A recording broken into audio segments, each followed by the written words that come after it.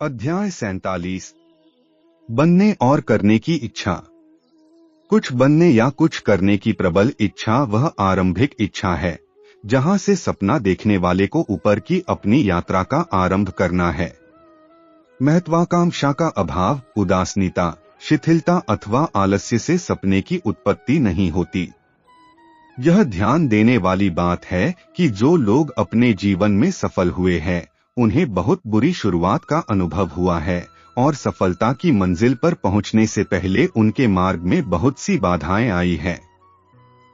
सफल लोगों के जीवन का टर्निंग पॉइंट आम तौर पर किसी संकट के समय आता है, जिस समय उन्हें अपने दूसरे व्यक्तित्व का पता चलता है।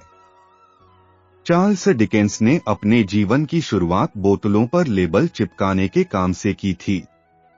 अपने पहले प्रेम की असफलता ने उनकी आत्मा की गहराइयों को भेद दिया और उन्हें विश्व के महानतम लेखकों की श्रेणी में ला खड़ा किया। उनके उपन्यासों ने लोगों के जीवन को उत्तमता प्रदान की तथा उन्हें समृद्ध बनाया।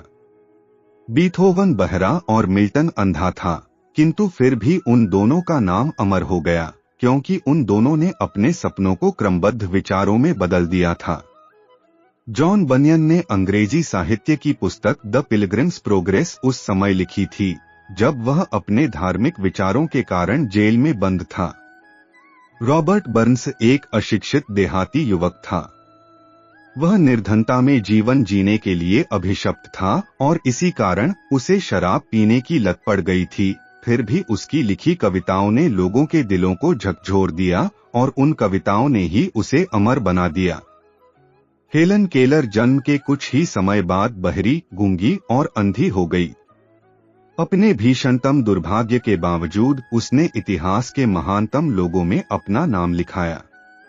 उसका पूरा जीवन इस बात का गवाह है कि कोई भी व्यक्ति तब तक हार नहीं मानता जब तक कि वह अपनी हार को सच के रूप में स्वीकार नहीं कर लेता।